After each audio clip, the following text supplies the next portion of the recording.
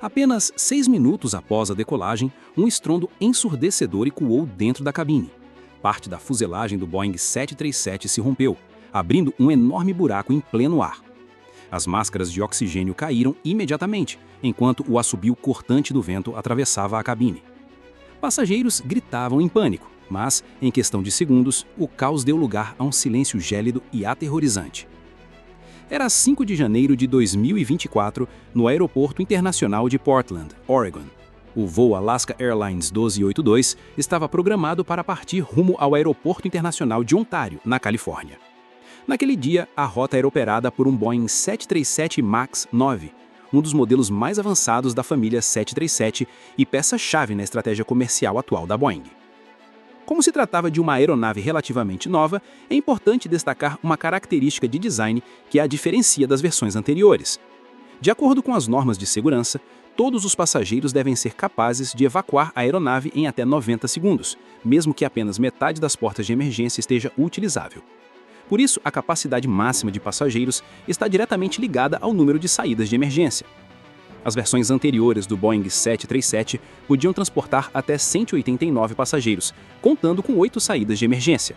Já o MAX 9 tem maior capacidade e, por isso, recebeu 2 portas de emergência adicionais na seção central. Entretanto, se uma companhia aérea opta por limitar a configuração interna a 189 assentos, as normas permitem que essas 2 portas intermediárias sejam bloqueadas com um painel de vedação. Do lado de fora, essa área da fuselagem parece normal, com apenas uma diferença sutil entre as janelas. Um detalhe aparentemente insignificante, mas que teria papel crucial no voo 1282.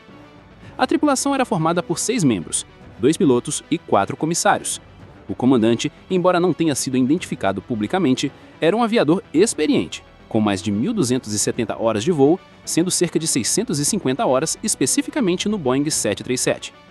A piloto era Emily Wempel, uma piloto qualificada com 830 horas de voo, das quais 150 horas em 737.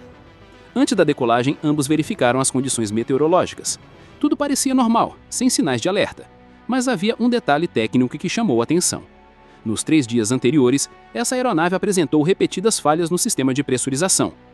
Mais especificamente, o modo automático do sistema vinha mudando frequentemente para o modo de backup. Não era considerado um defeito grave, mas um comportamento anormal que foi oficialmente registrado. Devido à recorrência do problema, a Alaska Airlines determinou que o avião não fosse utilizado em voos internacionais ou transoceânicos, ficando restrito a rotas domésticas. Além disso, durante a preparação do voo, um detalhe quase imperceptível passou despercebido: uma pequena anormalidade em uma das portas de emergência vedadas. Era algo tão sutil que nem a tripulação, nem os passageiros perceberam. Às 16 horas e 50 minutos horário local, o voo 1282 iniciou o pushback. Às 17 horas e 6 minutos e 47 segundos, acelerou na pista e decolou sem problemas, iniciando oficialmente a viagem para a Califórnia.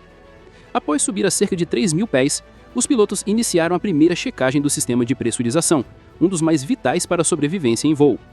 Essas verificações sempre são tratadas com o máximo de seriedade, já que falhas precoces podem evitar tragédias.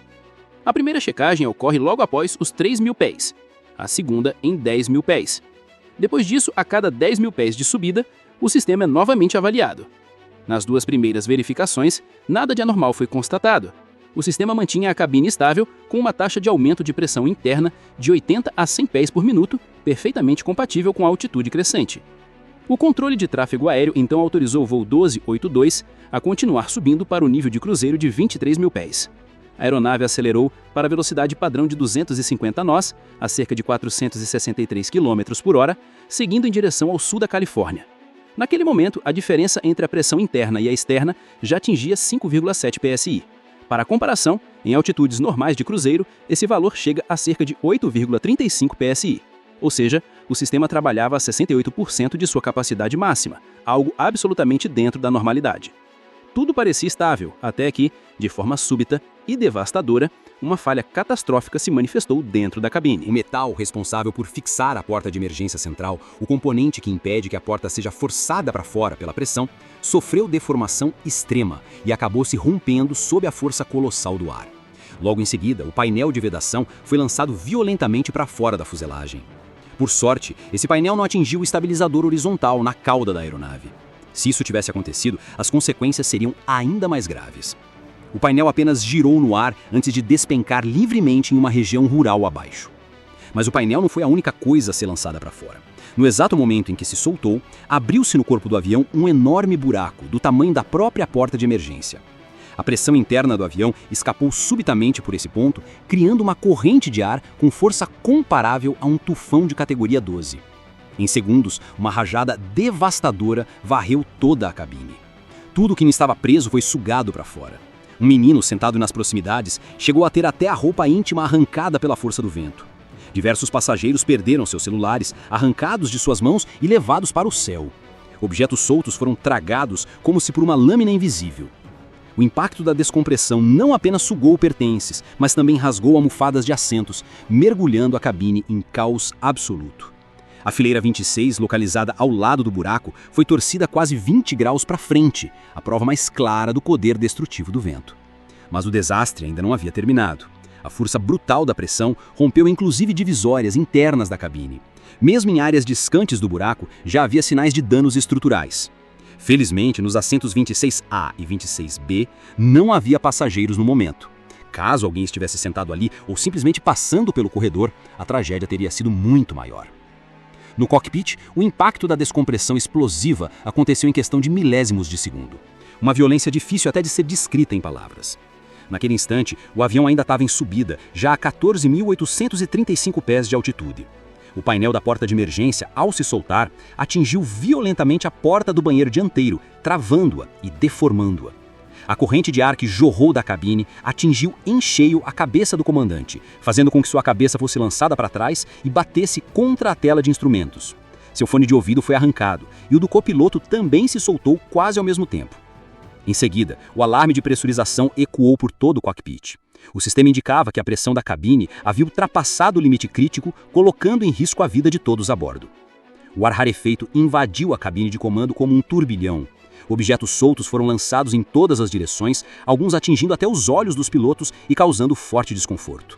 Ainda pior, a mudança súbita de pressão provocou falhas nos tímpanos, deixando ambos momentaneamente surdos, com zumbidos e confusão mental. Esses pilotos, entretanto, eram experientes e haviam passado por treinamentos rigorosos. Uma das regras mais repetidas nesses treinamentos é clara. Ao ouvir o alarme de pressurização, a primeira ação deve ser colocar a máscara de oxigênio.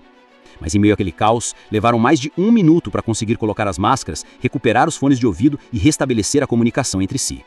Durante esse tempo, o avião continuava a subir automaticamente, mantido pelo piloto automático. Quando a comunicação foi restabelecida, o comandante reassumiu o controle e imediatamente ordenou a execução do procedimento de emergência para a descompressão. O objetivo, impedir que o avião continuasse subindo e reduzir o risco de hipóxia na cabine. O copiloto, treinado para isso, iniciou as ações de memória automática. Ajustou a máscara para fornecer 10% de oxigênio, restabeleceu o sistema interno de comunicação, colocou o sistema de pressurização em modo manual, fechou a válvula de exaustão traseira para tentar preservar a pressão remanescente. Depois dessas ações, monitoraram os indicadores. O resultado foi claro. A pressão interna já estava praticamente igual à externa. A cabine estava totalmente despressurizada. Diante disso, os pilotos concluíram. Não havia mais como controlar a pressurização. A única saída seria um mergulho de emergência. O copiloto checou se as máscaras de oxigênio dos passageiros haviam caído, acionou novamente o sinal de atar cintos, configurou os motores em modo de funcionamento contínuo e acendeu todas as luzes externas da aeronave, medidas que aumentavam a segurança, especialmente em um mergulho rápido sem autorização prévia do controle aéreo. Na sequência, digitou no transponder o código de emergência 7700, reconhecido internacionalmente como sinal de perigo, alertando todos os radares e controladores da região. Por fim, pegou o microfone e declarou emergência no rádio. O controle aéreo autorizou a descida para 10.000 pés. Enquanto isso, o comandante também cumpriu seu papel, anunciou a emergência pelo sistema de alto-falantes e ordenou que os comissários se sentassem imediatamente e colocassem as máscaras. Em seguida, ajustou o piloto automático para 10.000 pés e acionou o modo de descida rápida, que permite reduzir a altitude no menor tempo e com máxima segurança possível. Durante a descida, o comandante monitorava o tráfego aéreo ao redor, pronto para desviar caso houvesse outra aeronave em rota. Confirmando que a estrutura do avião ainda estava intacta, ele decidiu acelerar a descida ao máximo para escapar rapidamente da altitude mortal em que nenhum ser humano conseguiria sobreviver por muito tempo sem oxigênio. O comandante reagiu rapidamente. reduziu os manetes de potência para a posição de marcha lenta e acionou o sistema de freios aerodinâmicos, ajudando o avião a descer com mais velocidade. Quando tudo estava pronto, ele ajustou os parâmetros no painel principal para levar a aeronave rapidamente a uma altitude onde fosse possível respirar sem máscaras de oxigênio. Enquanto os pilotos lutavam para descer abaixo dos 10.000 pés, a cabine mergulhava em caos. As máscaras de oxigênio se soltaram automaticamente e caíram diante dos passageiros. Ao puxar a máscara e esticar o tubo, a reação química nos cilindros começava a gerar oxigênio, suficiente para cerca de 13 minutos. O cálculo é preciso, tempo exato para a aeronave alcançar um nível seguro. Mas havia um detalhe importante: as máscaras dos passageiros não eram iguais às dos pilotos. Elas misturam o oxigênio químico com o ar da cabine, o que as torna inúteis em caso de fumaça ou incêndio, e até perigosas, já que poderiam intensificar as chamas. Quando o avião atingiu aproximadamente 9.000 pés, o último alarme de pressurização finalmente cessou. A pressão dentro da cabine voltava a níveis suportáveis. Após concluírem os procedimentos de emergência, a tripulação respirou aliviada e imediatamente iniciou os preparativos para retornar ao aeroporto de Portland. Poucos minutos depois, já alinhavam com a mesma pista de onde haviam decolado. O controlador de tráfego aéreo, ao ouvir o pedido de socorro, inicialmente duvidou que a descida tivesse sido tão rápida, mas logo autorizou a aproximação por instrumentos, e a tripulação confirmou a instrução. Felizmente, tanto a aproximação quanto o pouso foram tranquilos. Às 17 horas e 26 minutos e 46 segundos, o Boeing 737 tocava o solo em Portland e taxiava lentamente até o pátio. Para os passageiros, aquilo foi uma experiência aterrorizante, não apenas pelo defeito técnico, mas pelo ambiente extremo que viveram. O assobio cortante do vento pressurizando a cabine e o frio intenso. Era janeiro, e no solo fazia apenas 10 graus Celsius, enquanto em altitude a temperatura era muito menor. Sem pressurização, o ar gelado invadia a cabine, transformando-a em uma espécie de freezer voador. A descida, muito mais veloz que o padrão, também cobrou seu preço. Normalmente uma aeronave desce cerca de 500 pés por minuto. Nesta emergência, a queda foi muito mais acentuada, causando dores de ouvido, tontura e até desmaios em alguns passageiros. Ainda assim, o saldo foi considerado um milagre. Entre as 177 pessoas a bordo, apenas 7 passageiros e uma comissária tiveram ferimentos leves. Todos os outros saíram ilesos. As investigações revelaram que a aeronave já havia apresentado alertas de falha no sistema de pressurização, antes do incidente. O problema parecia estar ligado à válvula de exaustão ou a um defeito de pressão. Como medida de precaução, a Alaska Airlines limitava esse 737 a voos curtos, evitando rotas internacionais. Dias depois, novas inspeções da United e da Alaska Airlines encontraram parafusos soltos em várias aeronaves do mesmo modelo, o 737 MAX 9. O CEO da Boeing admitiu falhas no controle de qualidade e a FAA abriu uma investigação. O relatório preliminar do NTSB foi alarmante. Os 4 parafusos que fixariam o tampão da porta de emergência nunca haviam sido instalados. No dia 15 de janeiro, a Boeing anunciou reformas drásticas em seus processos de inspeção e autorizou auditorias externas.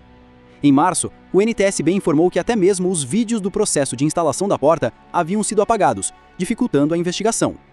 Como medida preventiva, a Alaska Airlines retirou temporariamente de serviço todos os seus 737 MAX 9 para a inspeção completa dos tampões de porta. No mesmo dia, a FAA emitiu uma ordem emergencial obrigando todas as companhias que operam o modelo a realizar verificações antes de liberar qualquer voo. Se você curtiu essa história impressionante da aviação e quer conhecer mais segredos, curiosidades e bastidores dos céus, não esqueça de se inscrever aqui no canal Por Dentro dos Aviões, ativar o sininho e deixar o seu like. Vem voar com a gente nessa jornada incrível pelo mundo da aviação.